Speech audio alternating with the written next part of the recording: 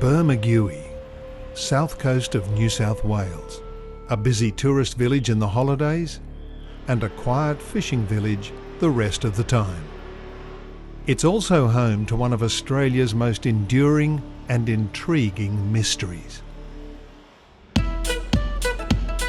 In 1880, gold was discovered in the sands and hinterland just north of Bermagui. It triggered a gold rush. Within 3 weeks, 3,000 men had arrived in the hope of easy diggings on the beach.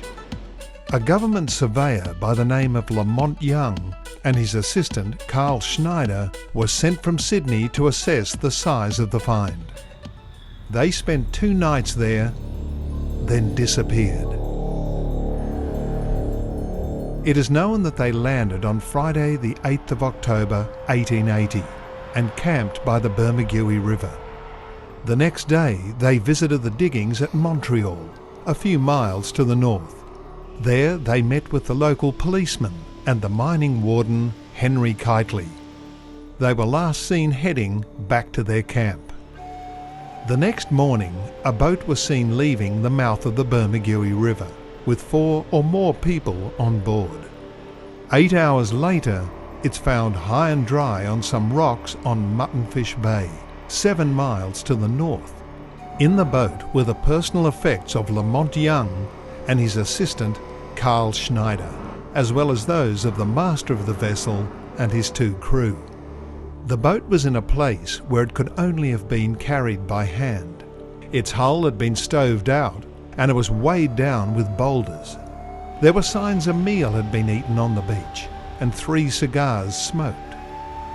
A bullet was found lodged in one of the seats, but there was little evidence of a struggle. In effect, 5 men had vanished without a trace. The first search found very little evidence. Subsequent investigations over the months and years failed to uncover much more, except to reveal the ineptitude of the police and witnesses contradicting their original testimonies. To not find people was unusual in the extreme. That's what we had. We had 5 people that had disappeared from the face of the earth. No evidence of what had happened to them. A lot of surmise because of the apparent damage to the boat, but a total mystery as to where they'd gone. But more of a mystery was why they had gone. It came down to 3 theories. 1, the men had drowned in trying to reach the shore. 2, they had been shanghaied by a passing ship that lost its crew to the gold rush. Or 3, they were murdered, either by someone in the party or others. What was missing was a motive. Muttonfish Bay became known as Mystery Bay. This is a story where almost everyone is suspect. The police, through their gross incompetence, or was it complicity? Henry Kitely, the mining warden, the last man to speak to them. A few years earlier, the bushranger Ben Hall had robbed him of £500, a huge amount of money in the day. He stymied a full investigation by insisting the men had drowned.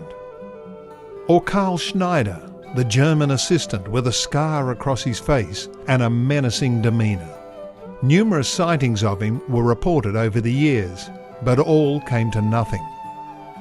Then there was Charles Jaggers, a local farmer who knew more than he would say. A man of the most hangdog-looking countenance and antecedents of the worst kind, one report said. And then there was William Campbell, a half-caste Aboriginal who police suspected but never had any evidence. This fellow would not be an unlikely mark in any kind of business of a villainous kind, they wrote. And it's his great-grandsons who have inherited the stigma. Their name's been just crap ever since, We just getting, sort of picked on all the time, name dirty, right through history. He was a half-caste, he wasn't full black, he wasn't full white, he's in the middle. So they had to blame someone. Well, any of the major break-ins in town, the blacks done it, it's always the black fellas, 3 years after the disappearance, a government committee examined the evidence and witnesses again. It found that a murder had been committed, but no motive or suspect was found. It was the perfect crime. There were a number of coronial inquiries that were instigated, and the last of them and final one was in the beginning of the 1930s, as I understand, and it came up with pretty much the same conclusion that they came up within a month or two of the initial disappearance. 18 years after the fact, it was found that William Campbell had a cast-iron alibi. He'd been fishing and hunting on Montague Island with a trusted white man, but that was never widely reported.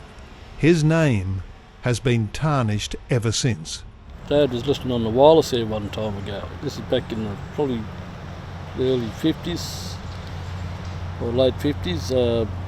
They brought up about Mystery Bay, and the bloke on the wireless turned around and said, "Oh, well, only the Campbells know about that, so why would they say that?" So it's been going from 1880 right up to 1950.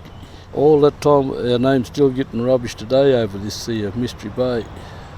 Everyone's going to get the blame till they find out the culprit, you know. It all boils down to when they give the evidence to find out who done it. If it's got sold, it'll be back to Muttonfish Bay again instead of Mystery Bay.